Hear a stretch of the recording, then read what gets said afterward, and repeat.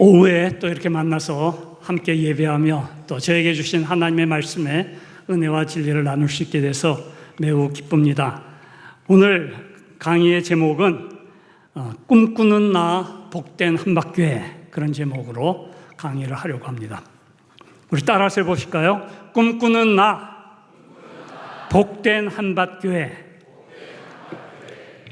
예, 성경은 우리에게 꿈을 주는 책이라고 할 수 있습니다.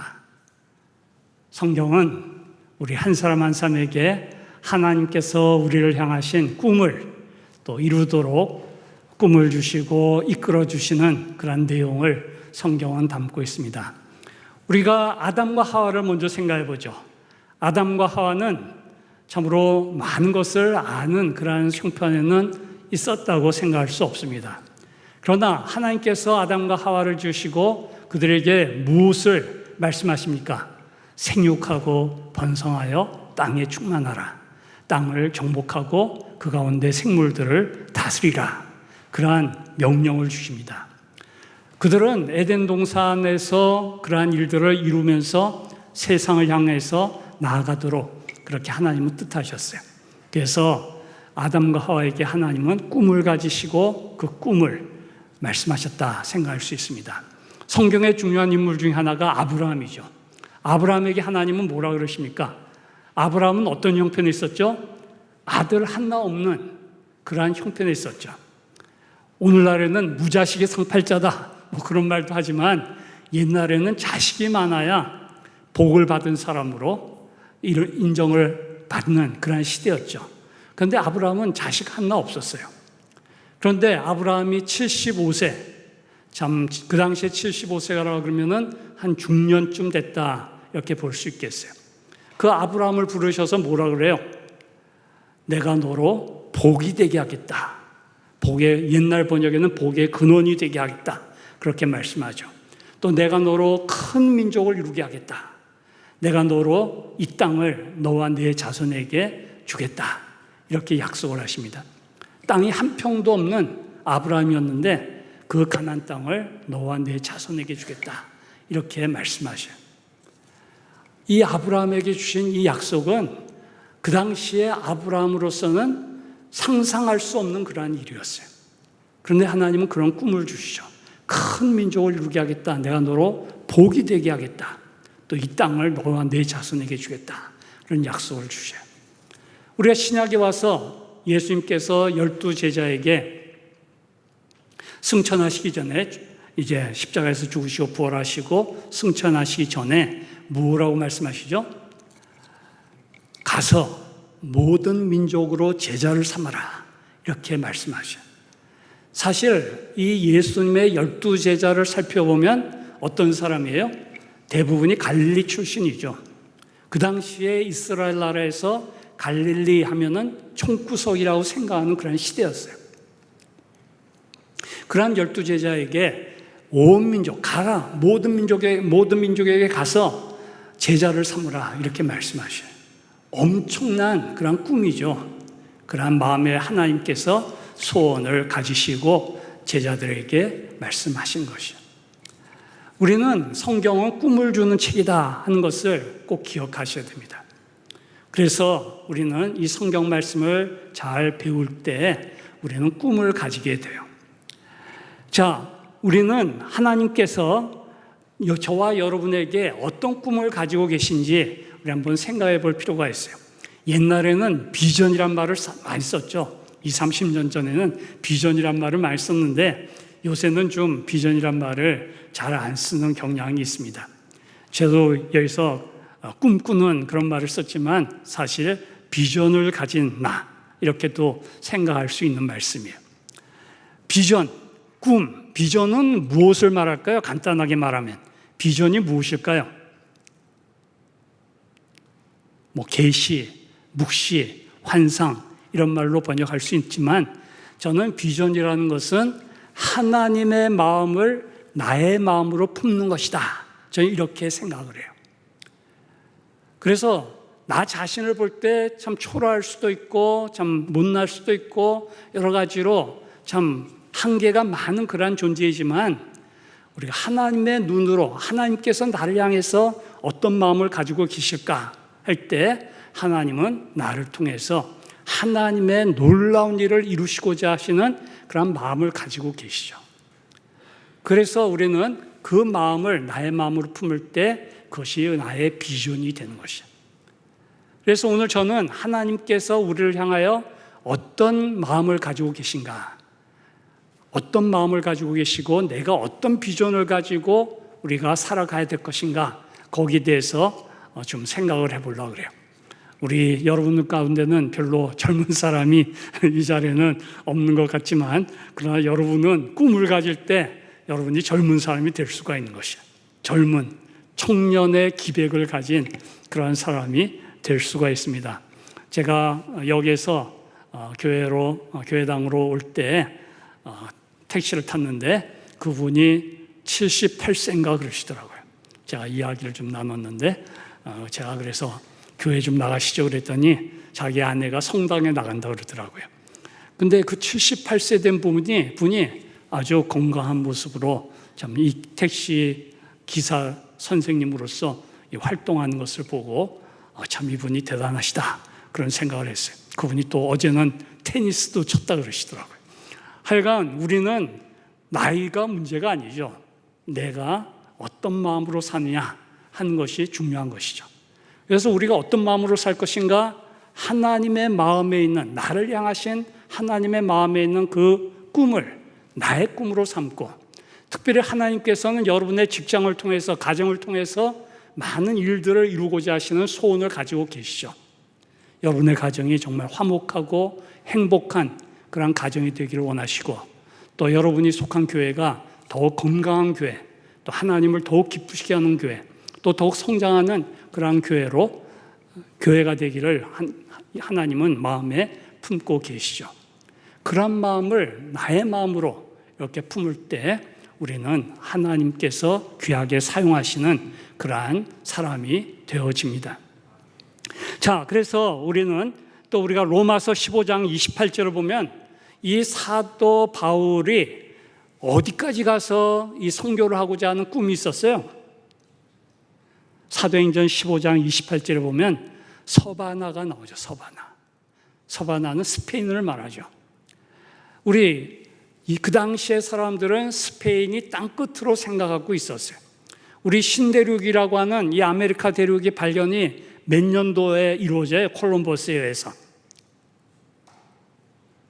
잘 모르세요? 1492년이죠. 우리 이 1492년을 외우는 방법이 하나 있는데, 그거는 우리 임진왜란 꼭 100년 전이에요. 임진왜란은 몇 년에 일어났어요? 1592년. 우리 임진왜란 연도를 외우는 방법에 이러고 있을 때가 아니다, 그렇게 생각하면 1592. 그래서 1592년을 잘 외울 수 있어요. 임진왜란이 일어나기 100년 전에 신대륙이 발견되었기 때문에 그 약 1500년 동안 그 유럽 사람들은 이 스페인이 땅끝이라고 생각하고 있었던 것이죠. 이 사도 바울이 가서 모든 민족으로 제자를 삼으라, 또 성령이 너희에게 임하시면 너희가 권능을 받고 예루살렘과 온 유다와 또 사마리아와 땅 끝까지 내 증인이 되리라. 주님의 이 말씀을 사도 바울은 마음에 품고 있었던 것이죠. 그래서 로마를 거쳐서 스페인까지 가려고 하는 그러한 원대한 꿈을 가지고, 그러나 생각은 아주 세계적으로 하지만 그 행동은 하나하나 조금씩 해나간 것을 우리가 볼 수가 있습니다. 자, 그러면 주님의 꿈, 나의 꿈은 어떤 것일까요? 나는 어떤 사람이 되기를 하나님께서 마음에 품고 계실까요? 우리는 6가지로 제가 생각을 해보고자 합니다. 첫째로 베드로후서 3장 18절을 보면 우리가 예수 그리스도의 은혜와, 우리 같이 다 읽어볼까요? 시작. 오직 우리 주 곧 구주 예수 그리스도의 은혜와 그를 아는 지식에서 자라가라. 영광이 이제와 영원한 날까지 그에게 있을지어다.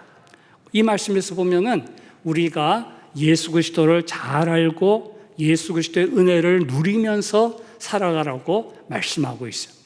우리가 예수님의 은혜, 예수님을 더 잘 알기 위해서 우리에게 필요한 것이 무엇일까요?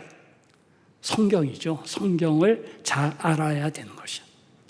그래서 우리는 주일 예배를 통해서 성경 말씀을 잘 배우고 또 개인적으로 성경을 읽어야 되죠. 성경은 모두 1189장으로 되어 있어요.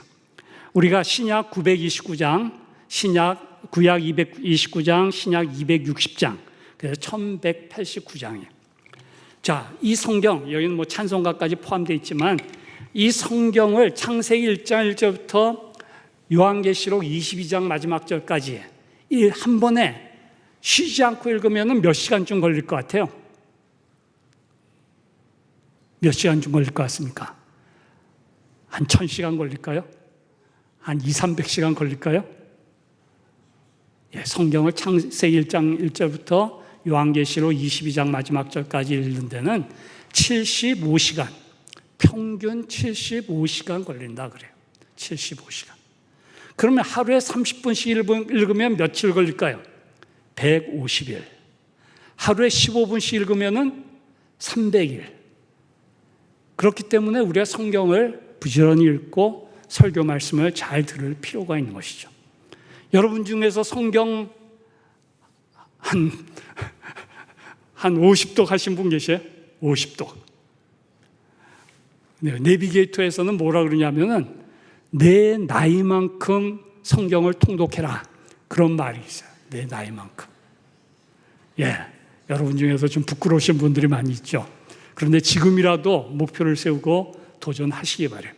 저는 여기다가 성경을 읽을 때마다 몇 번 읽었는가 이렇게 표시를 하고 있는데 제가 보니까 2024년 9월 22일 134독 했어요. 134독. 그래서 제가 자신 있게 여러분에게 도전하는 것이에요. 성경을 읽으면 졸리죠. 그래서 수면제로 사용할 수 있어요. 예. 그런데 우리가 성경을 또 정신이 밝을 때 읽을 필요가 있는 것이죠. 성경은 마치 무엇과 같다 그랬어요? 떡과 같다 그랬어요. 빵과 같다 그랬어요. 그래서 예수님이 사람이 떡으로만 살 것이 아니요 하나님의 입으로 나오는 말씀으로 살 것이다 이렇게 말씀하시죠.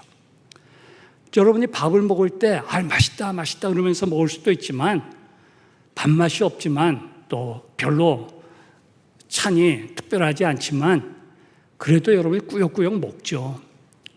그것은 나의 건강을 위해서 먹게 되는 것이에요. 그래서 여러분이 성경이 참 읽기가 싫다, 성경이 이해가 어렵다 그럴지라도 성경을 부지런히 읽어야 돼요. 적어도 하루에 15분 여러분 읽을 목표를 가지세요. 눈이 침침하다 그러면 성경 통독 테이프를 가지고 들으셔야 돼요.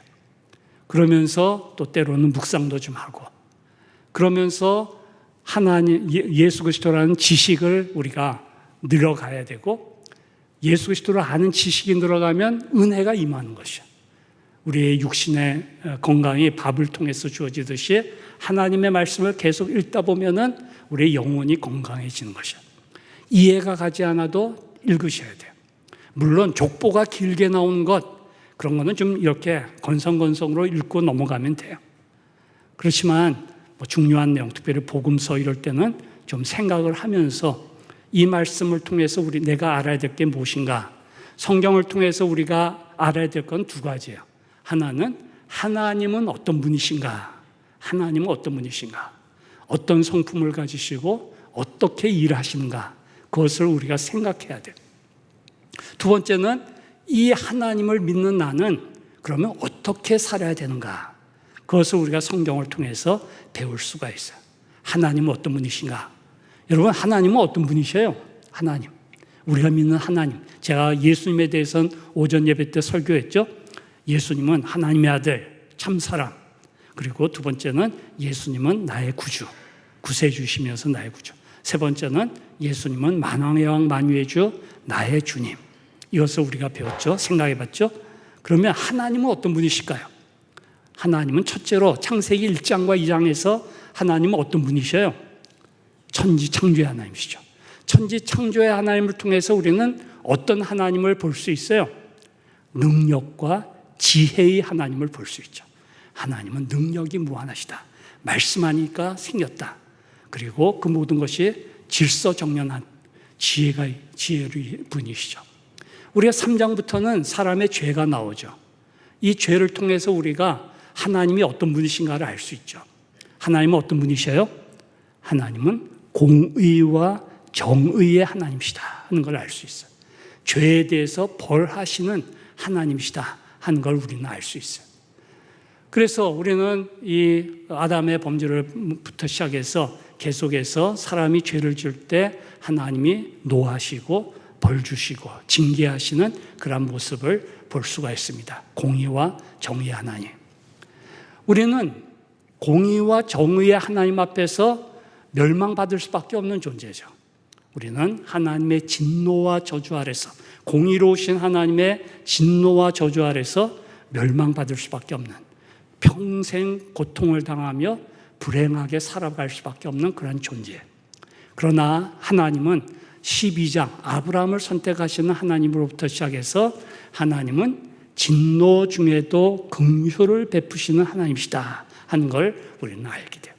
그래서 하나님의 성품, 하나님은 어떤 분이신가 할 때 첫째로는 능력과 지혜의 하나님, 두 번째로는 공의와 정의의 하나님, 세 번째로는 긍휼과 사랑의 하나님을 우리는 알게 돼요.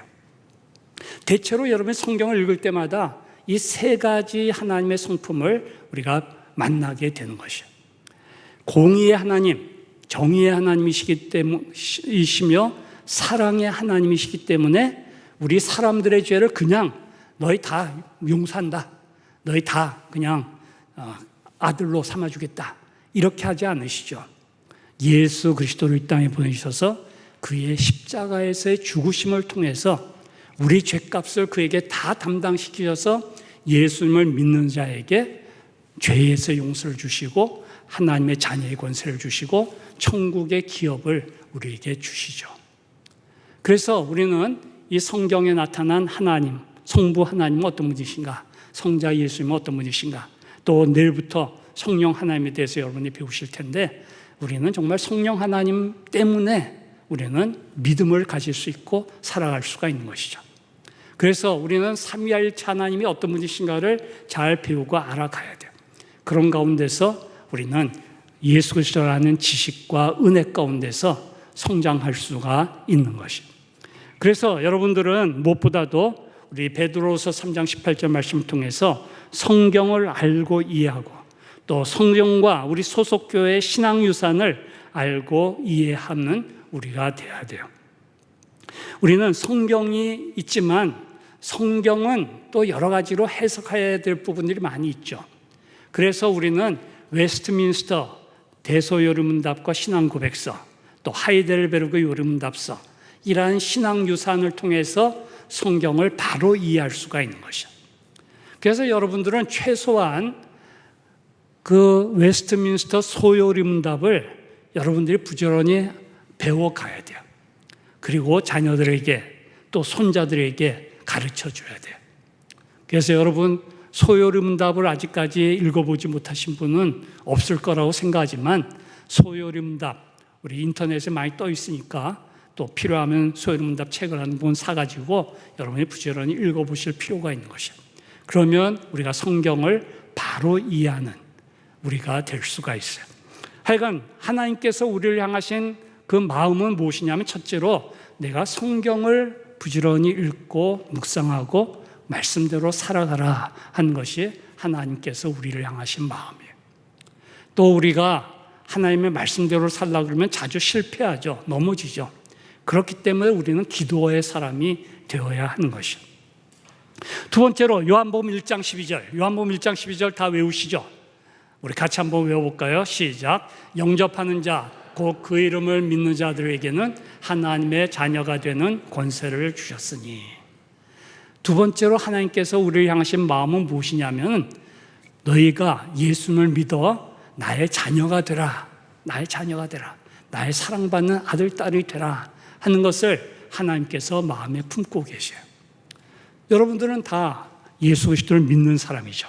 그래서 우리는 하나님의 자녀의 권세를 받은 사람. 그런데 우리가 하나님의 자녀의 권세를 받았지만 너무나도 세상에 짓눌려 살기가 쉬워요. 또 사탄의 권세에 우리가 억압되면서 살아가기가 쉬워요. 그럴 때마다 우리가 회개해야 되는 것이죠. 그래서 하나님과 우리 사이를 가로막고 있는 장벽, 또 구름 같은 것, 이런 것들을 제거하고 하나님의 얼굴을 배우면서 하나님과 동행하는 그런 삶을 살아갈 수 있어야 되는 것입니다.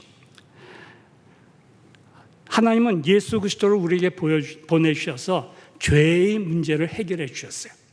죄의 문제. 우리는 죄책감, 여기에 굉장히 얽매여서 살기가 쉽죠.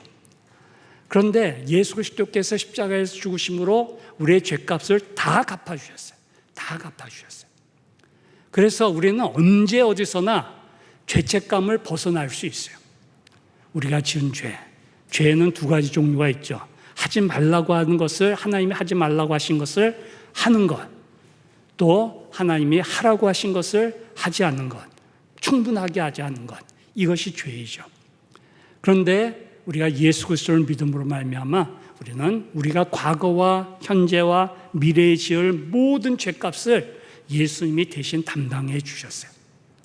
그래서 우리는 예수님을 믿음으로 말미암아 죄책에서 벗어날 수 있는 것이야. 내가 죄책감에 사로잡혀 있다, 내 죄가 나를 억누르고 있다 하는 것을 어떻게 할 수 있냐면, 나의 마음이 어두울 때, 나의 마음이 무거울 때, 그거는 죄가 나를 지금 주장하고 있다, 그럴 가능성이 굉장히 큰 것이에요. 물론 우리가 염려에도 하나님의 뜻대로 하는 염려가 있죠. 그렇기 때문에 우리는 염려가 다 나쁜 것은 아니에요. 내가 이렇게 살아서 되겠나, 그러한 염려는 성령께서 우리에게 주시는 것이야. 내가 지금 하고 있는 염려, 걱정, 이런 것이 하나님의 뜻에 합당한 염려, 걱정이냐 아니면 사탄이 주는 것이냐, 이것을 구별하는 방법은 우리가 그런 걱정을 할 때 예수 그리스도께로 나아갈 때 그건 성령께서 주시는 것이야. 근데 내가 그런 걱정을 하면서 아이고 난 틀렸어, 나는 안 돼, 이런 생각을 하는 것은 사탄이 우리에게 주는 걱정, 염려예요. 그래서 이러한 염려를 잘 구분하고, 또 그런 마음이 어둡고 무거울 때 내가 지금 죄의 그러한 압도를 지금 당하고 있는 중이구나, 그런 생각을 하고 어떻게 해야 될까요? 회개해야 되죠. 하나님, 내 마음이 이렇게 무겁고 어둡습니다. 하나님, 내가 죄가 있습니다. 그 죄를 고백합니다. 내가 하나님의 뜻을 따라 충성하지 못하고 있습니다. 하나님, 제가 새 힘을 내겠습니다. 도와주십시오. 그럴 때 우리들은 그 죄의 문제에서 해결을 받을 수가 있는 것이에요. 그래서 우리는 이제 하나님의 자녀의 권세를 받은 자로서 우리 마음이 이 세상의 것이나 죄나 사탄에 의해서 흔들리지 않도록 우리 마음을 잘 지켜나가고, 또 내가 그런 실수를 할 때 빨리 회개를 해야 되는 것이에요. 하나님께서는 우리의 죄를 예수님 때문에 정죄함이 없지만, 우리는 그 정죄함을 받지 않는 사람이지만 죄로 말미암아서 우리 마음이 참 억눌림을 당하게 돼요. 그렇기 때문에 하나님은 요한일서 1장 9절 말씀처럼 너 회개하라, 회개해라, 이렇게 말씀하시는 것입니다. 그래서 우리가 회개함을 통해서 구원의 기쁨을 회복하고 다시 새롭게 힘차게 나아갈 수가 있게 됩니다. 우리가 예수 그리스도를 믿음으로 말미암아 하나님의 자녀의 권세를 맡을 때 죄책에서 해방되고, 또 죄의 권세에서 자유함을 얻어요. 또 하나님의 자녀의 권세를 받고 천국의 기업을 우리는 받고 영생을 누리게 돼요. 자, 하나님의 자녀로서 우리는 어떤 삶의 방식을 가지고 살아가야 될까요? 하나님의 자녀의 삶의 방식에 대해서 생각해 보겠습니다. 사람에게는 두 가지 기본 욕구가 있다 그래요. 특별히 로렌스 크랩이 쓴 결혼 건축가, 이 책을 여러분들이 좀 읽어보시면 좋겠어요. 결혼 건축가는 결혼하기 전에 읽으면 이해가 잘 안 가요. 그러나 결혼하고 나서 읽으면 굉장히 이해가 잘 가는 책이에요. 특별히 권태기에 있으면 특별히 이 책을 꼭 읽으셔야 돼요. 또 여러분이 나이가 많이 들어서 남편과 아내 사이가 좀 서먹서먹하다, 그러면 꼭 이 책을 읽으시기 바랍니다. 그래서 이 책에서 이 레리 크랩은 사람에게는 두 가지 기본적인 욕구가 있다 이렇게 말해요. 여러분 한번 생각해 보세요. 나의 마음에 어떤 기본적인 욕구가 있는가 한번 생각해 보세요. 여기 되게 나와 있는데, 첫째로는 안전감의 욕구예요. 안전감의 욕구. 두 번째는 중요감의 욕구예요. 중요감의 욕구. 안정감의 욕구는 다시 말하면 사랑받고 싶은 욕구예요. 사랑받고 싶은 욕구. 두 번째 중요감의 욕구는 인정받고 싶은 욕구예요. 인정받고 싶은 욕구. 대체로 사랑받고 싶은 욕구는 여성에게 조금 강해요. 인정받고 싶은 욕구는 남성에게 좀 강해요. 왜 여성들이 외출할 때마다 아주 오랫동안 화장을 할까요? 그거는 모든 사람들로부터 저 사람 예쁘다, 저 여인 사랑스럽다, 이런 말을 듣고 싶은 것이죠. 예, 그렇죠? 남자들은 어때요? 남자들은 가정의 일보다 회사의 일, 직장의 일, 교회의 일, 이런 것에 더 집중을 하죠. 왜 그래요? 인정을 받고 싶어서 그런 것이에요. 인정을 받고 싶어서. 물론 남자에게도 사랑받고 싶은 욕구가 있고 여성에게도 인정받고 싶은 욕구가 있어요. 그래서 모든 사람에게 공통적인 욕구가 사랑받고 싶은 욕구, 인정받고 싶은 욕구예요. 자, 사람의 이러한 기본 욕구를 어떻게 채울 수 있을까요? 사람들은 보통 어떤 방법으로 이 두 가지 욕구를 채우려고 할까요? 한마디로 이야기하면 대부분 돈이죠, 돈. 내가 돈을 많이 벌어가지고 멋있는 차를 타고 멋있는 옷을 입고 비싼 집에 살고 이러면 사람들이 우리를 존경하는 눈으로 쳐다보죠. 그런 가운데서 만족감을 누리게 되는 것이죠. 그러나 이런 만족은 오래가지 않아요. 아무리 내가 좋은 아파트를 사고 좋은 전원주택을 샀다고 해도 1년 그 기쁨을 1년 넘게 누리기가 어렵죠. 그렇죠? 내가 아무리 좋은 차를 샀다고 해도 그 좋은 차 때문에 느끼는 기쁨은 1년을 그렇게 넘어가지 않아요. 그래서 우리가 이 세상에서 돈이나 명예나 쾌락이나 높은 지위나 이런 것을 통해 가지고 안정감과 중요감 욕구를 채워보려고 하지만 그건 오래가지 않는 것이에요. 그건 한계가 있는 것이에요. 그러면 어떻게 하면 이 두 가지 욕구를 온전히 채울 수 있을까요? 아시는 분? 어떻게 하면 될까요? 대부분 아시는데 그것은 예수 그리스도 안에서 가능해요. 예수 그리스도. 우리는 예수 그리스도를 믿을 때, 그 안에 있을 때 하나님의 사랑받는 자녀가 돼요. 하나님의 사랑받는 자예요. 이 하나님께서 나를 사랑하신다고 하는 이 한 가지를 우리가 깊이 깨달을 때 우리는 사람들의 인정, 사람들의 그런 존경 이런 것들에 대해서 초연할 수가 있는 것이죠. 사람들이 나를 무시하고 나를 짓밟고 그래도 우리는 거기에서 일어날 수가 있는 것이죠. 하나님이 나를 사랑하시는데 다른 사람이 나를 무시해도 나는 괜찮아. 하나님의 뜻을 따라 사는 것에 우리는 기쁨으로 헌신할 수가 있는 것이죠. 하나님은 또 우리를 그의 일꾼으로 삼으시죠. 우리를 자녀로 삼으실 뿐만 아니라 그의 일꾼으로 삼으셔요. 하나님께서는 우리를 그의 일꾼으로 삼으셔서 이 세상에 하나님의 나라가 확장되게 하는 것을 원하셔요. 우리를 통해서 행복한 가정이 이루어지고 참 건강한 교회를 이루고 또 우리의 직장이 참 이 세상에 기여하는 그러한 기업이 되도록 하는 일, 이러한 것들에 대해서 우리는 소망을 가지고 우리를 헌신할 수 있게 되는 것이죠. 그러다가 우리가 실패할 때도 있죠. 낙심할 때도 있고 넘어질 때도 있어요. 그때 하나님은 우리를 향해서 뭐라 그럴까요? 너 틀렸다. 너 이제 아웃이다. 이렇게 하실까요? 우리가 잠언에 보면 의인은 7번 넘어져도 다시 일어난다. 이렇게 말씀하고 있어요. 우리 신약의 관점에서 의인은 누구예요? 예수님을 믿는 사람이죠. 예수님을 믿는 사람은 하나님의 인정을 받고 하나님께서 우리가 실수할지라도 다시 우리를 일으켜 세워주시고 7번 넘어져도 다시 일어나요. 왜냐하면 하나님이 나를 끝까지 사랑해 주시기 때문에 그래요. 여러분이 아무리 하나님의 마음을 아프게 하는 그런 나쁜 짓을 한다고 해도 뭐 그래서는 안 되지만 그래도 하나님은 오래 참으시고 우리를 붙들어 주시고 우리를 끝까지 사랑해 주시는 분이셔. 할렐루야. 우리는 이렇게 좋은 아버지를 갖고 모시고 있어요. 우리는 그 하나님이 내가 비록 이 세상에서 잘못을 하고 또 우리가 넘어지기도 하지만 그래도 우리를 일으켜 세우셔. 우리가 보통 이 세상을 살아가는 동안 잘못한 일이 있어서 실패했다 그런 말을 쓸 수 있죠. 그런데 예수 그리스도 안에 있는 자에게는 실패가 없어요. 실패가 없어요. 이 아담과 하와가 에덴 동산에 살 때 그들이 계획했던 일들이 잘 못 됐을 가능성도 많이 있어요. 그러나 그들은 그것을 실패라고 생각하지 않았어요. 이렇게 하면 일이 안 되는구나. 저렇게 한번 해봐야지. 새로운 도전의식을 가지고 그런 것들을 해결해 나가는 것이 아담과 하와라고 저는 믿어요.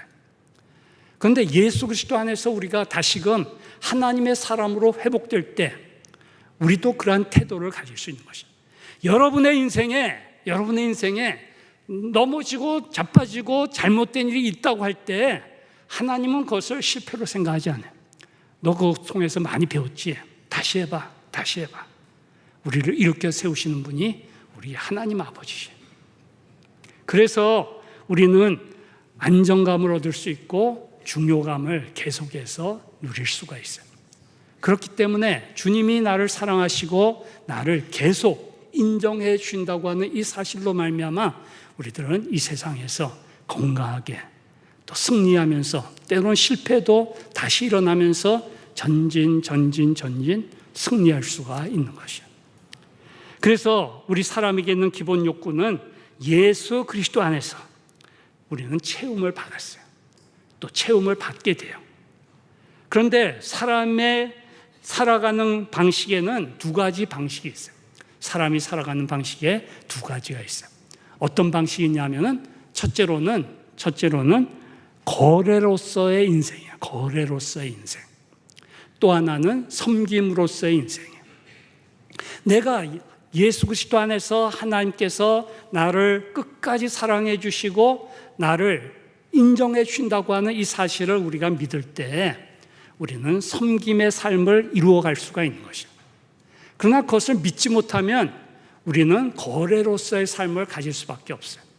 거래라고 하는 게 뭐죠? 거래를 영어로 뭐라 그래요? 거는 갈 것 자고 레는 올 레자죠. 그래서 give and take가 예수 그리스도 안에서 안정감과 중요감을 체험받지 못한 사람은 계속해서 거래로서의 삶. 네가 이만큼 해줬으니까 나한테 이만큼 해줘. 그러한 식으로 인생을 살아갈 수밖에 없는 것이에요. 우리 부부싸움 할 때 결과적으로 많이 끝에서 나오는 말이 뭐예요? 내가 당신을 위해서 희생한 게 얼만데 나한테 이 정도밖에 해주지 못하느냐? 이것이 우리 부부의 관계에 있어서 싸움을 할 때 마지막으로 나오는 말이라고 할 수 있죠. 당신이 나한테 해준 게 뭔데 계속해서 나에게 희생만 요구하냐? 이런 말이 나오는 것이에요. 그런데 우리가 하나님께서 나를 사랑해 주시고 하나님께서 나를 인정해 주신다. 비록 부족하고 연약하고 악하기까지 한 나를 끝까지 사랑해 주신다고 하는, 또 나를 통해서 하나님의 놀라운 일을 이루려고 하신다고 하는 이 사실을 우리가 알고 믿을 때 우리는 거래로서의 삶을 넘어서서 섬김의 삶을 살아갈 수가 있는 것이야. 우리가 섬김하면은 단번에 생각나는 것이 끝까지 져줘야 되는구나 이런 생각이 들기가 쉬운데 그건 아니에요. 예수님께서 요한복음 1장 14절에 보면 말씀이 육신이 되어 우리 가운데 거하심에 우리가 그 영광을 보니 아버지의 아들의 영광이요 은혜와 진리가 충만하더라 이렇게 말씀하고 있어요. 우리가 섬김에 있어서 중요한 그 내용이 무엇이냐면은 은혜와 진리예요. 은혜와 진리. 은혜라고 하는 것은 받을 자격이 없는 사람에게 주는 선물이죠. 진리는 무엇이에요? 뭐가 옳고 무엇이 틀리고 어떻게 하면 더 좋은가 하는 것을 우리가 알아가는 것이 진리예요. 그래서 서로 간의 인간관계에 있어서 부부관계나 부모와 자식 간의 관계에 있어서 우리는 또 다른 사람 이웃과의 관계에 있어서 우리는 은혜와 진리로 그 문제를 대처하면서 섬겨야 되는 것이야. 무조건 저주라는 것이 아니야. 우리는 은혜를 베풀어야 되죠. 상대방이 아무리 잘못했어도 그것을 내가 포용해주고 내가 섬기는 이러한 마음을 가져야 되지만 그것으로 끝나서는 안 돼요. 우리는 하나님이 원하시는 것이 무엇인가를 가르쳐 줘야 돼요. 대표적인 경우가 요한복음 8장에 나와요. 요한복음 8장. 요한복음 8장에 무슨 사건이 나오죠? 가늠하다가 현장에서 잡힌 여인의 사건이 나오죠. 가늠하다 현장에서 잡혀서 부들부들 떨고 있는 그 여인을 돌로 치자, 돌로 쳐야 되겠습니까? 어떻게 해야 되겠습니까? 이렇게 예수님께 물었을 때 예수님은 뭐라고 그러셔요? 죄 있는 자가 먼저 돌로 치라고 그러시죠. 그 말을 듣고 나이가 든 사람으로부터 젊은이들까지 다 빠져나갔어요. 그래서 예수님과 그 여인만 남았어요. 그때 예수님은 그 여인에게 뭐라고 그러셔요? 나도 너를 정죄하지 아니하노니, 그렇게 말씀하셨어요. 나도 너를 정죄하지 아니하노니. 그 자리에서 유일하게 돌을 던지실 수 있는 분이 예수님이시죠. 예수님은 죄가 없으신 분이니까. 근데 그 예수님이 그 여인을 향해서 말씀하셔요. 나도 너를 정죄하지 않는다. 우리 주님이 저와 여러분을 향해서도 말씀하셔요. 나도 너를 정죄하지 않는다. 그것으로 끝나면은 은혜만 있는 것이에요. 은혜만 있는 것이에요. 예수님은 은혜를 베푸시고 나서 이어서 말씀하셔요. 가서 다시는 이런 죄를 범하지 말라 말씀하셔요. 우리의 인생의 삶에서 우리의 인간관계에 있어서 은혜가 먼저야. 받을 자격이 없는 그러한 아내나 남편, 자식들 또는 주위에 있는 사람들, 그 사람들에게 주님의 사랑을 먼저 나눠줘야 돼. 그리고 나서 그 사람들의 귀가 열릴 때, 눈이 떠질 때 이렇게 하면 안 된다 가르쳐줘야 돼. 이렇게 살아야 된다 가르쳐줘야 돼. 우리의 자녀들에게 야단을 칠 때 너 이러면 집 나가 이런 말을 할 수도 있죠. 그런데 그런 말은 안 하시는 게 좋죠. 우리 자녀들이 정말 잘못할 때 먼저 이야기해야 될 것은 무엇이에요? 그래도 나는 너를 사랑한다. 그래도 나는 너를 사랑한다. 근데 이거는 아니다. 이건 아니다. 너 이렇게 살아야 된다. 먼저 은혜를 확인하게 하고 그 다음에 하나님의 뜻이 무엇인가, 진리가 무엇인가를 우리가 나눠줘야 되는 것이에요. 그래서 우리는 섬김이라고 하는 것은 무조건 상대방의 원하는 대로 다 해주는 것이 아니에요. 우리가 그런 어느 정도 그런 은혜를 베풀어야 되지만 어떤 순간에 하나님의 뜻이 무엇인가, 어떻게 살아야 되는가에 대해서 분명히 가르쳐 줄 수 있어야 되는 것입니다. 그래서 우리는 조작과 거래로서의 삶이 아니라 우리는 섬김의 삶을 계속 이어갈 수가 있어요. 그래서 첫째로는 우리가 성경을 잘 알아야 되고, 둘째로는 예수 그리스도를 믿음으로 말미암아 하나님의 자녀의 권세를 받고 그 권세를 누리면서 살아가야 돼요. 날마다 죄에 지는 사람이 아니라 우리가 다시금 일어나서 죄와 더불어 싸워 이기는 그러한 삶으로 나아가야 돼요. 또 우리가 이제 특별히 다른 삶과의 관계에 있어서 섬김의 삶으로 이루어가야 되는 것입니다. 자, 하나님께서 우리를 향하신 그 소원, 하나님께서 나를 향한 그 비전이 무엇인가? 세 번째로는 예수 그리스도의 성숙한 제자가 되는 것입니다. 마태복음 28장 18절부터 20절에 보면은 예수께서 나와 말씀하여 이르시되 하늘과 땅의 모든 것을 내게 주셨으니 그러므로 너희는 가서 모든 족속으로 제자를 삼아 말씀하고 계셔요. 그래서 우리는 먼저 예수 그리스도 안에서 성숙한 제자로 성장해야 돼요. 성숙한 제자는 어떤 사람이에요? 예수님을 닮아가는 사람이에요. 예수님은 어떤 분이셔요? 사랑이 충만하신 분이시죠. 그래서 우리는 주님의 사랑을 실천하는 우리가 돼야 돼요. 그래서 예수님께서 제자를 삼아라 그랬는데 제자를 삼는 과정은 두 단계예요. 첫째는 세례를 주는 것은 무엇이에요? 예수님을 믿는 사람에게 세례를 주는 것이죠. 또 우리 그리스도인의 가정에 태어난 아이에게 유아 세례를 주죠. 그리고 나서 두 번째가 무엇이에요? 내가 너에게 분부한 모든 것을 가르쳐 지키게 하라 말씀하셨어요. 예수님이 가르친 그 모든 것의 가장 중심에 무엇이 있을까요? 하나님 사랑, 이웃 사랑이 있는 것이죠. 저는 여러분이 사랑의 사람이 되겠다, 이런 소원을 좀 가지시면 좋겠어요.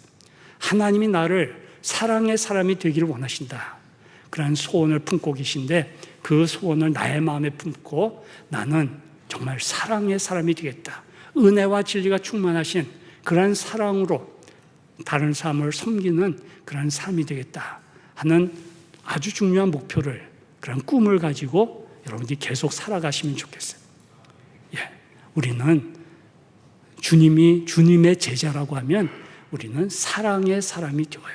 사랑의 사람. 우리 사랑이라고 하는 것은 포용하는 것이라고 그랬죠. 사랑이라고 하는 것은 용서하는 것이에요. 사랑이라고 하는 것은 섬기는 것이에요. 그럴 때 우리는 그 다른 사람들에게 대해서 참 하나님의 사람으로 세워갈 수가 있는 것이죠. 예수님의 성숙한 제자로 우리 자신이 성장할 뿐만 아니라 다른 사람들을, 나의 자녀들, 특별히 우리 손주들, 또 우리 이웃들을 제자로 삼을 수가 있습니다. 네 번째로, 하나님은 우리를 향해서 어떤 마음을 품고 계신가? 사도행전 1장 8절, 사도행전 1장 8절 다 외우시죠? 우리 같이 한번 읽어볼까요? 시작. 오직 성령이 너희에게 임하시면 너희가 권능을 받고 예루살렘과 온 유대와 사마리아와 땅끝까지 이르러 내 증인이 되리라 하시니라. 아멘. 예수님은 우리로 하여금 이제 예수 그리스도의 증인의 삶을 갖도록 원하셔요. 예수 그리스도의 증인이 되는 삶에는 세 가지 방법이 있어요. 하나는 현존 전도, 두 번째로는 선포 전도, 세 번째로는 설득 전도예요. 현존 전도, 선포 전도, 설득 전도예요. 현존 전도라고 하는 건 무엇일까요? 나의 삶을 통해서 예수님을 드러내는 것이에요. 나의 삶을 통해서. 우리 앞에서 본 대로 은혜와 진리의 그러한 말과 행동을 통해 가지고 우리는 예수님을 증거할 수 있어요. 그러나 그 증거는 확실하지가 않죠. 예수님을 증거하기보다는 나는 이런 좋은 사람이야, 그런 것만 드러내기가 쉬워요. 그렇기 때문에 우리는 선포 전도로 나아가야 돼요. 선포 전도라고 하는 것은 일방적으로 이야기하는 것이에요. 예수님을 믿으십시오. 하나님이 당신을 사랑하십니다. 우리 교회 한번 나오십시오. 이런 것이 선포 전도예요. 그래서 우리의 삶을 통해서 그리스도의 향기를 드러내고 우리가 이렇게 선포를 해나갈 때 사람들의 마음이 조금씩 열리게 되는 것이에요. 우리가 그렇게 우리 권투에서 잽이란 말이 있죠. 잽. 조금만 펀치가 쌓이는 가운데 사람에게 데미지를 주는 것이죠. 또 우리가 이슬비 전도 편지라는 게 있었죠. 그래서 가랑비에 이슬비에 소 쫓는 줄 모른다, 그런 말이 있잖아요. 그래서 우리가 최소에서 너 예수님을 믿어야 돼. 하나님이 너를 사랑하셔. 우리 교회 한번 가보자. 이런 말을 우리가 기회가 있는 대로 자꾸 이야기하면서 그 사람의 마음이 열리게 되는 것이죠. 그리고 이제 설득전도. 그 사람이 좀 복음에 귀를 기울일 때 우리는 사형리 같은 걸 가지고 우리는 예수 그리스도의 구원의 기쁜 소식을 전할 수가 있는 것이죠. 우리가 이렇게 전도라고 하는 것을 어렵게 생각하면 마냥 어려울 수밖에 없어요. 그러나 하나님이 나에게 전도자의 사명을 주셨다. 하나님께서 나를 통해서 나의 이웃들이, 나의 가족들이, 나의 이웃들이 예수 그리스도를 알고 믿어 구원에 이르기를 원하신다. 이러한 소원을 가질 때 우리들은 예수 그리스도를 현존 전도를 통해서, 선포 전도를 통해서, 마지막에 설득 전도를 통해서 전도할 수가 있는 것이죠. 이 세 가지, 현존 전도, 선포 전도, 설득 전도는 동시다발적으로 자꾸만 계속돼야 되는 것이죠. 그럴 때 사람들의 마음이 조금씩 열리는 가운데 복음을 듣고 믿음으로 나아갈 수가 있는 것이죠. 물론 우리가 믿음으로 살도록 돕는 것은 나의 힘으로는 절대적으로 불가능한 것이죠. 우리가 사람이 거듭나는 것은 오직 성령의 역사를 통해서 이루어지죠. 그래서 요한복음 3장에 니고데모에게 예수님 말씀하시죠. 진실로 진실로 내가 내게 이르노니 물과 성령으로 거듭나지 아니하면 하나님 나라에 들어갈 수 없느니라 말씀하시죠. 그러나 우리는 그 성령님이 하시는 일을 도울 수가 있는 것이에요. 현존전도, 선포전도, 설득전도를 통해서 가능한 것이에요.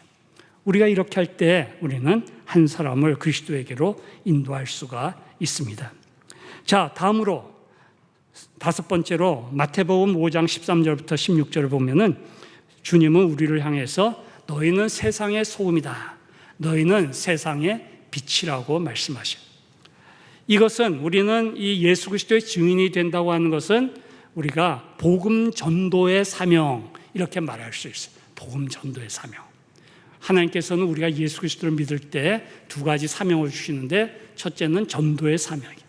두 번째는 무엇이냐면 문화적 사명. 문화적 사명. 문화적 사명이라고 하는 건 무엇이냐면은 하나님의 뜻대로 우리의 가정을 이루고 하나님의 뜻대로 우리의 직장 생활을 하고 하나님의 뜻대로 우리의 모든 삶을 이루는 것이 우리가 문화적 사명, 우리가 세상의 소금과 빛으로서 살아가는 것이에요.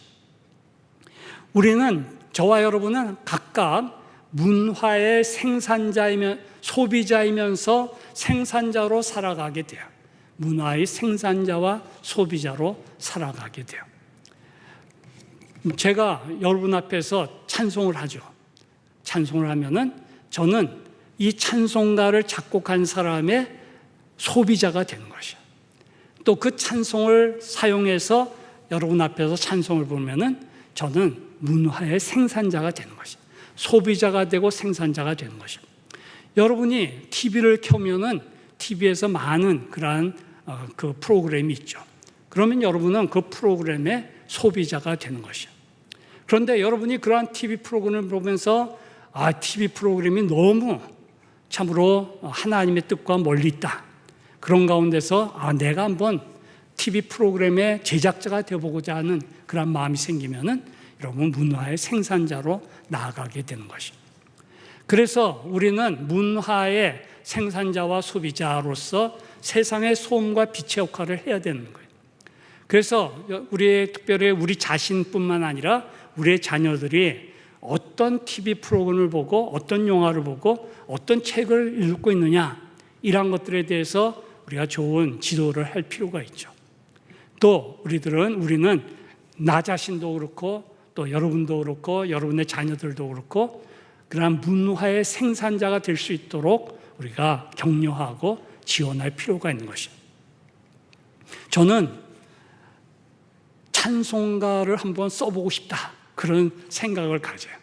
찬송가 중에서 우리가 설교에 꼭 맞는 찬송가가 때로 발견하기 어렵죠. 그래서 그런 찬송가를 한번 내가 만들어 보면 좋겠다. 그런 생각도 가져요. 제가 음악엔 조금 거리가 멀지만 그런 생각을 가져요. 자, 그래서 우리는 그러한 문화의 생산자와 소비자로서 세상의 소금과 빛의 역할을 해야 돼요. 우리가 지난번 12.7 우리 큰 기도회가 서울에서 있었죠. 이런 거에 대해서도 우리는 특별히 동성애 문제에 대해서 우리는 생각을 해봐야 되죠. 포괄적 차별금지법, 이것의 아주 중요한 잘못은 무엇이에요? 우리가 개별적 차별금지법이 많이 있는데 그것을 포괄적 차별금지법을 만들면서 그러한 동성애 또 이러한 젠더 개념 이런 것들을 집어넣기 때문에 우리는 차별금지법, 포괄적 차별금지법에 대해서 반대하는 것이죠.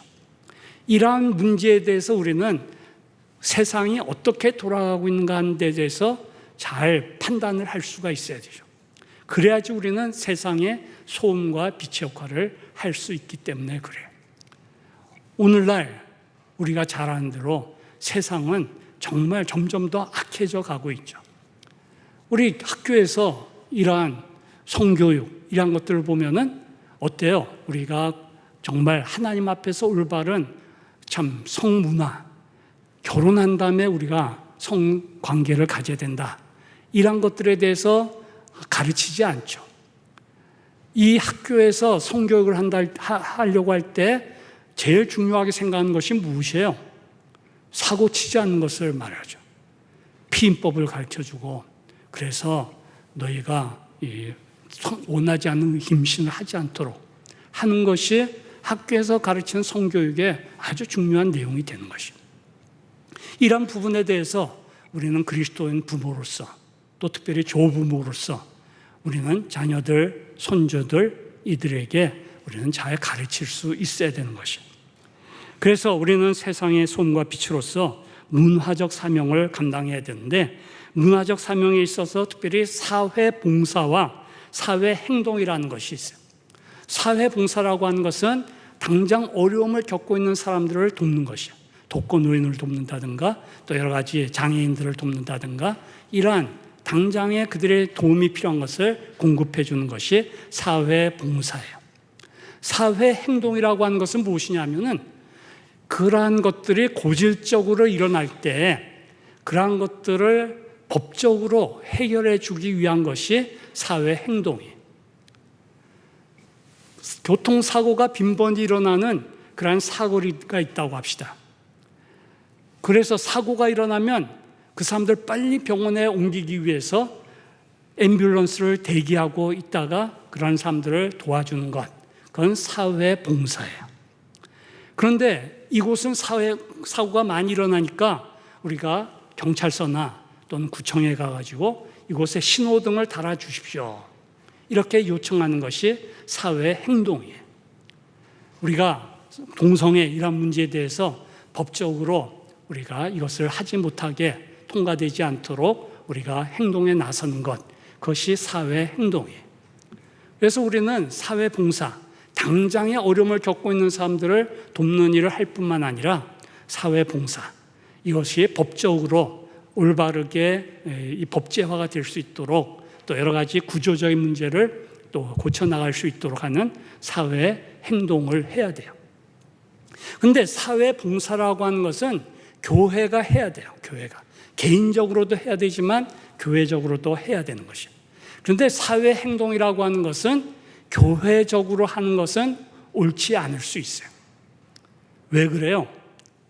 사회행동에 나서다 보면은 거기에 대해서 찬반이 갈리는 일들이 부닥치기 때문에 사회행동을 하다 보면은 교회가 반쪽이 날 수 있는 그런 위험이 있는 것이에요.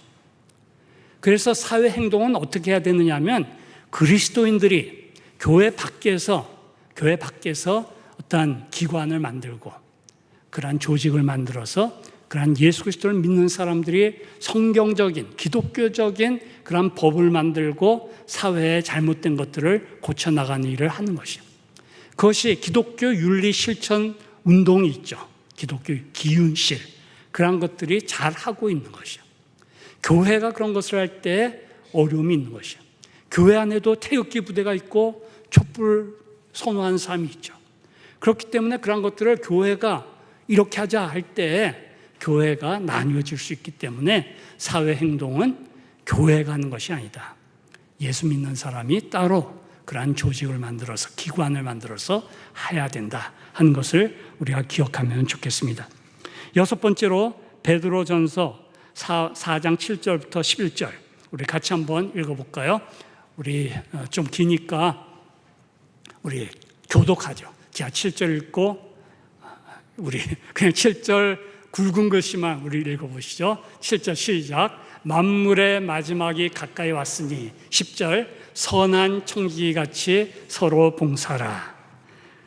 그래서 우리가 어떤 사람이 되기를 하나님은 원하시는가? 그거는 세상의 마지막을 생각하면서 살아가기를 하나님은 원하셔요. 그리고 우리의 가진 것을 청지기, 이것을 내 것이다 움켜쥐려고 하지 않고 하나님의 뜻이면 나눠주는 그런 사람이 되기를 하나님은 원하셔요. 우리가 종말이라고 할 때 종말에는 두 가지 종류의 종말이 있죠. 하나는 우주적인 종말, 예수님이 다시 이 세상에 오실 때, 그때가 우주적인 종말이에요. 또 하나의 종말은 무엇일까요? 개인적인 종말이에요. 개인적인 종말. 내가 죽으면 그 다음에 우리는 예수님이 다시 오실 때까지 우리는 기다리게 되는 것이에요. 우리는 땅속에 묻혀서 또 우리의 영혼은 하나님의 품에 안겨서 우리는 예수님이 다시 오실 때까지 기다리는 것이에요. 한 번 죽는 것은 사람에게 정하신 것이요 그 후에는 심판이 있으리니 우리가 죽은 다음에는 우리의 삶을 돌이킬 수가 없는 것이야. 돌이킬 수가 없는 것이야. 그렇기 때문에 우리는 우주적인 종말을 기대할 뿐만 아니라 나의 종말에 대해서 나는 생각하면서 하루하루를 살아갈 수 있어야 되는 것입니다. 그럴 때 우리는 하나님 앞에서 올바르게 살아갈 수가 있고 하나님 앞에서 잘못 산 것에 대해서 회개할 수가 있는 것이야. 그래서 우리는 이러한 우주적 종말을 우리가 믿고 기다리면서 또한 개인적인 종말, 나의 마지막 날 생각하면서 내가 참 하나님 앞에 설 때 정말 기쁨으로 설 수 있도록 나의 삶을 돌아보고 이끌어가는 것이 필요하겠습니다.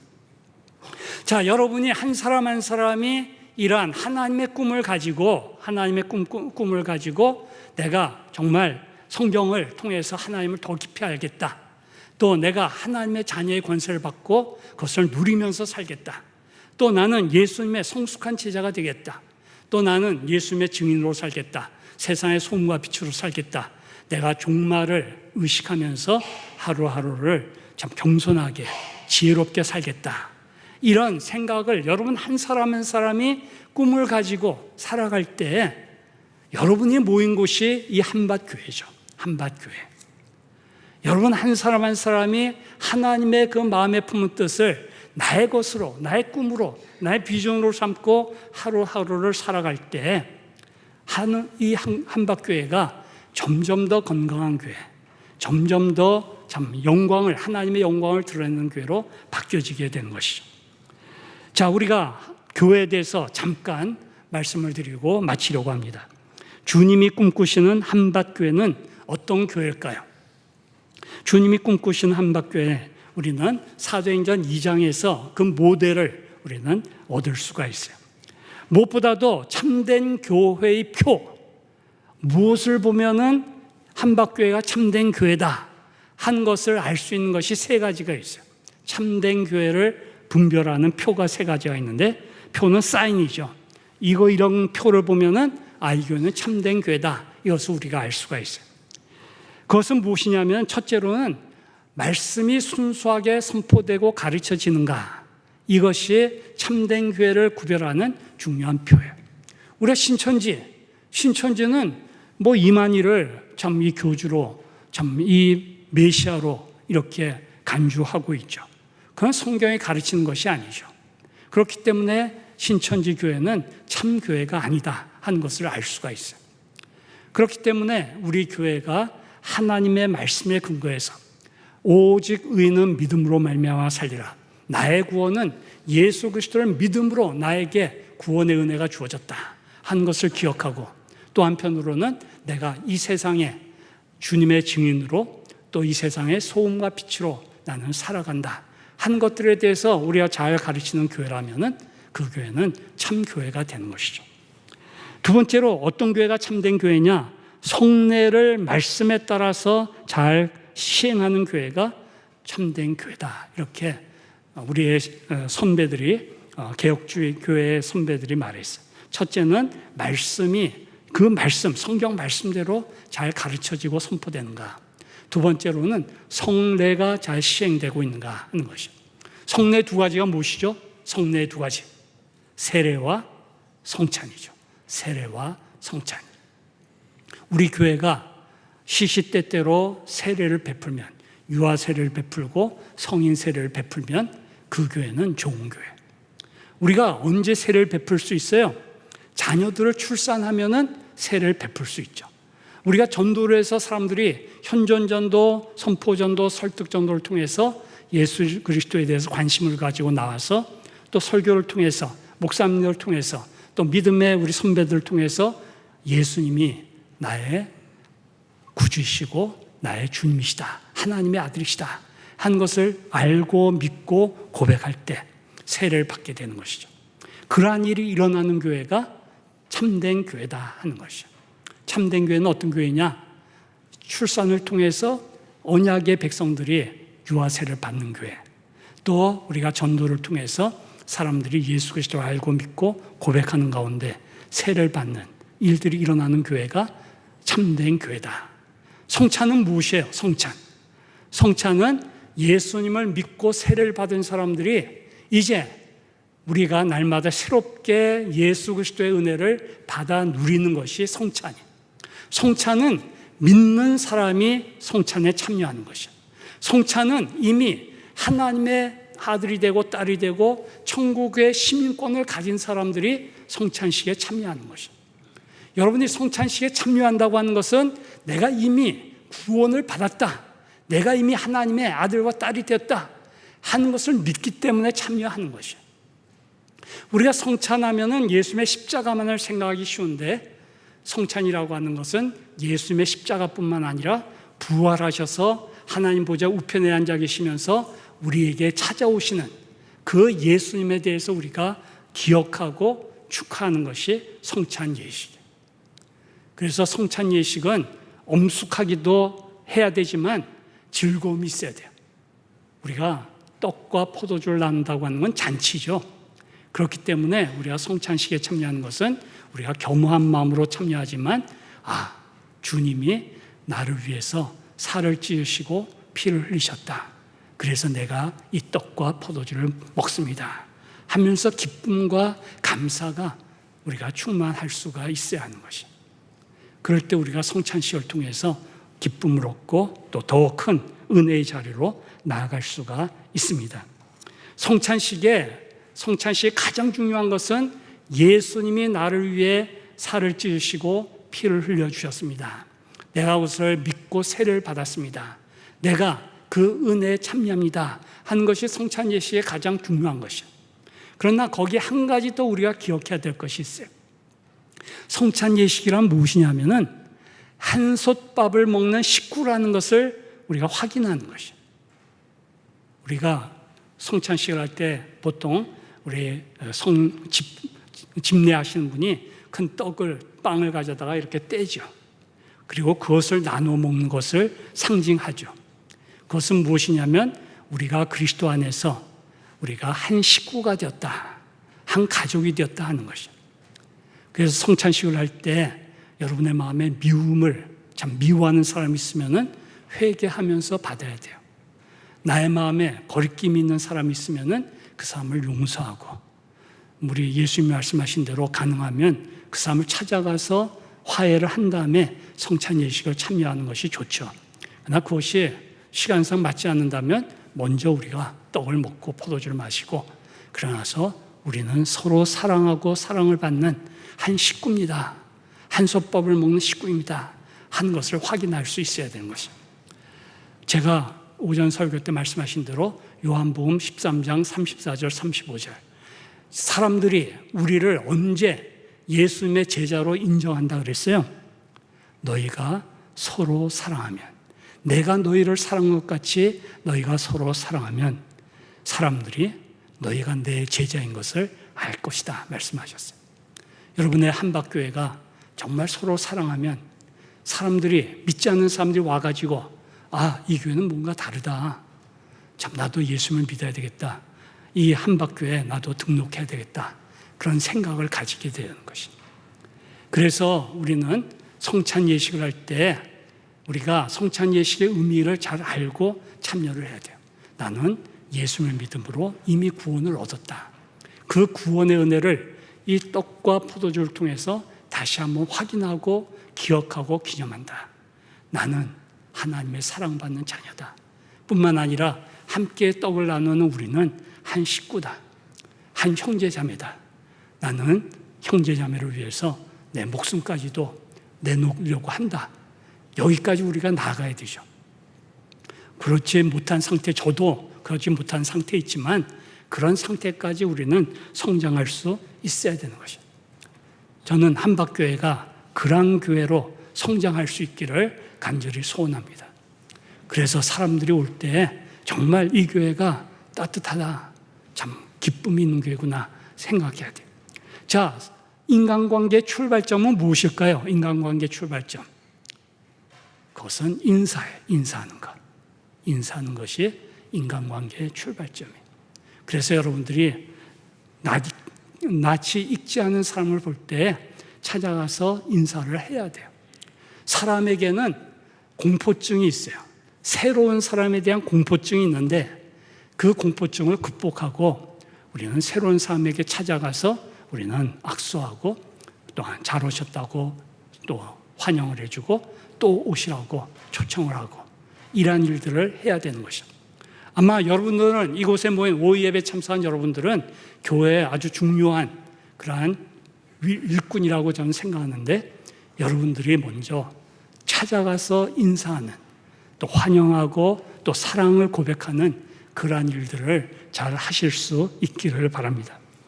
그랬을 때 우리가 한 식구다, 한 솥밥을 먹는 식구다 하는 것을 우리가 서로 나눌 때 그때 우리는 하나님의 뜻을 이루어가는 더 참 하나님을 기쁘시게 하는 교회가 될 수 있어요.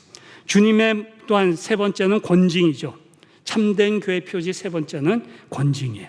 권징이라고 하는 것은 당회가 너 잘못했다, 너 수찬정지다, 너 출교다, 너 근신이다, 뭐 이런 것들을 우리가 권징으로 생각할 수 있지만 뭐 잘못한 일이 분명한 사람은 당회가 그렇게 권징을 해야 되죠.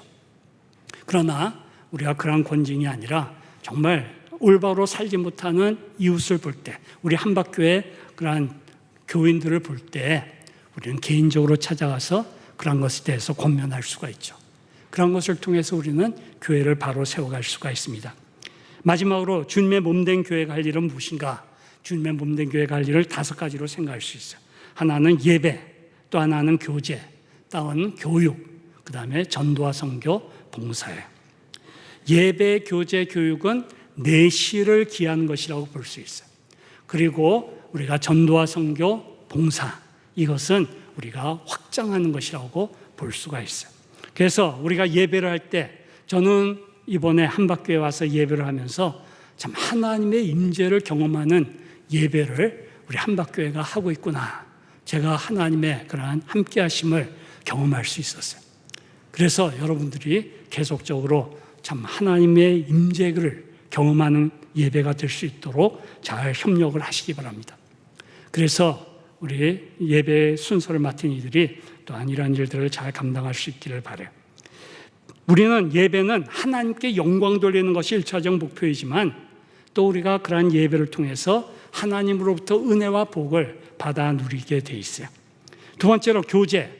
교제의 가장 중요한 것은 성찬식이에요. 교제는 성찬식을 통해서 우리가 한 식구다 하는 것을 확인해야 되고 또 우리 소그룹이 있죠. 구역이 있고 또 여러 가지 전도회가 있고 이런 소그룹을 통해서 우리가 서로를 더 깊이 알아가고 서로를 돕는 그러한 모임을 가져야 되는 것입니다. 우리가 교회에 보면은 1대7의 원리가 있어요. 1대7의 원리. 1대7의 원리라고 하는 것은 무엇이냐면 한 사람이 새로 교회, 한박교회에 왔을 때 이 사람에게 7사람의 친구가 생기면은 그 사람은 그 교회에 정착한다는, 한박교회에 뿌리를 내린다는 것이죠. 우리가 전도회에서 2-3사람, 또 구역에서 2-3사람, 또 우리 교역자에서 1-2사람 이렇게 교제를 갖게 되면은 이 사람은 이 교회가 좋은 교회구나 하고 뿌리를 내리고 정착할 수가 있다는 것이죠. 그래서 우리 교제를 통해서 우리는 새로운 사람들을 잘 정착할 수 있도록 해야 되는 것입니다. 교육은 우리가 특별히 제자를 양육하는 것이죠. 예수님을 참 잘 믿는 성숙한 그리스도인을 세우는 것이. 전도와 선교는 앞에서 말씀드린 대로 현존전도, 선포전도, 설득전도를 이루고 가야 되는 것이. 봉사는 우리가 교회 안에서 또 교회 밖에서, 교회 안에서는 은사와 직분을 따라서 우리는 교회를 봉사하고 밖에서는 이웃을 섬김을 통해서 우리는 다른 이웃을 섬길 수 있어요. 특별히 저는 여러분들이 한 사람, 여러분의 가까이 사는 한 사람을 도우려고 하는 마음, 이웃 가운데 독거노인이 있는가?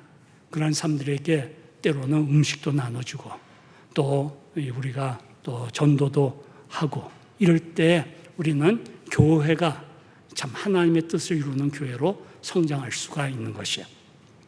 자, 시간이 되었기 때문에 식당 비유를 한마디 하고 마치도록 하겠습니다. 식당 비유. 저는 교회를 생각할 때 식당을 생각하면은 좀 더 우리 교회가 어떤 교회가 되어야 하는가를 잘 이해를 할 수가 있어요. 자, 여기가 어딘지 아세요? 천안에서 유명한 데인데, 박순자 순대집이에요. 박순자 순대집. 가보신 분 없어요? 예, 꼭 한번 가보세요. 박순자 순대집. 뭐 더 맛있는 데도 있다고 하던데, 하여튼 우리가 식당이 잘 되려면은 어떻게 해야 되죠? 식당이 잘 되려면 제일 식당이 잘 되는 첫 번째 조건이 무엇이에요? 예, 맛이 있어야 되죠. 맛이. 그래서 우리 식당에서의 맛은 우리 설교라고 이야기할 수 있어요. 그래서 여러분이 목사님을 위해서 더 기도하고 격려하고 또 잘 여러분이 은혜를 받으면 칭찬도 하고, 이런 가운데서 목사님이 더 설교를 잘 하실 수 있도록, 또 우리 교회학교 교사들 이들이 우리 자녀들을 잘 가르칠 수 있도록 우리가 잘 기도하고 이러한 하나님의 말씀이 흥황하는 그런 교회가 되도록 해야 되죠. 두 번째 조건은 무엇일까요? 두 번째 조건. 예, 서비스가 줘야 되죠. 서비스가. 반찬이 좀 떨어질 것 같으면 갖다 주고, 또 물이 떨어질 것 같으면 물 빨리 갖다 주고, 참 환영을 해주고, 또 잘 이렇게 대접을 할 때 그 식당은 잘 될 수밖에 없는 것이에요. 그것은 여러분들, 특별히 재직들이 이렇게 섬기는 마음을 가지고 사람들을 돌아볼 때 그것이 좋은 교회가 되어지는 것이에요. 세 번째는 무엇일까요? 세 번째, 값이죠. 가성비가 좋아야 되는 것이죠. 그래서 우리 교회 사람들은 주일날 집에서 TV 보고 유튜브 보고 편하게 지내고 싶어 하는데, 한박교회를 와보고 나서는 내가 그런 거 안 해도 되겠다, 교회 나와야 되겠다, 그런 가성비가 참 많은 그런 교회가 될 때 우리는 교회가 성장할 수가 있는 것이죠. 그래서 우리는 목사님이 정말 말씀을 잘 증거하실 수 있도록 기도하고 격려하고 또 우리가 도와야 되는 것이죠. 두 번째로는 우리가 서비스를, 새로운 삶에 대해서 특별히 잘 섬겨야 되는 것이죠. 교회 VIP는 누구예요? 교회의 VIP 누구죠? 목사님이 VIP일 수도 있지만 교회의 VIP는 처음 오는 사람. 그래서 처음 오는 사람을 잘 대접할 수 있어야 돼요. 참, 이 교회는 나를 사랑하고 환영하는구나, 그것을 느낄 수 있어야 돼요. VVIP는 누구일까요? VVIP. Very, very important person. 누가 VVIP일까요? 교회에서. 그건 두 번째 나오는 사람, 두 번째. 첫 번째 나온 사람은 이 교회가 어떤가 보러 왔어요. 그래서 다음에 안 나올 수도 있어요. 근데 두 번째 오는 사람은 이 교회가 내 마음에 든다 해서 두 번째 오는 것이죠. 그래서 첫 번째 오는 사람도 환영해야 되지만 두 번째 오는 사람은 더 환영해줘요. 지난주에 보셨죠? 참 반갑습니다.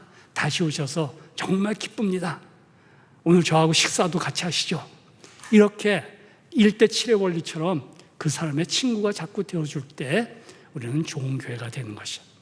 자, 그래서 가성비가 높은 그런 교회를 이루려면은 이 교회는 나를 사랑해준다, 나를 환영한다, 이런 마음을 가질 수 있을 때 집안에 틀어박혀 있기보다 예배에 참석하려고 나오게 되는 것이죠. 꼭 기억하세요. 우리 교회가 참으로 말씀이 풍성한 교회, 또 우리 모두가 서로를 잘 섬기는 교회, 또 우리 교회가 정말 이 가성비가 높은 교회, 참 집에 그냥 틀어박혀 있기보다 등산을 가기보다 교회에 나오는 것이 난 더 좋다, 이런 생각을 가질 수 있도록 우리가 잘 돌보는 그런 교회가 되어야 합니다. 오늘 우리는 내 자신이 먼저다, 내가 하나님 앞에 바로 서야 된다, 하나님이 나를 향해서 마음에 품고 있는 것을 나의 소원으로 삼고 내가 그것을 향해서 계속해서 성장하며 발전해 나가겠다. 그리고 우리가 함께 모여서 우리가 더 아름다운 한박교회를 이루겠다, 그런 소원을 가지고 나아가시기를 주의 이름으로 축복합니다.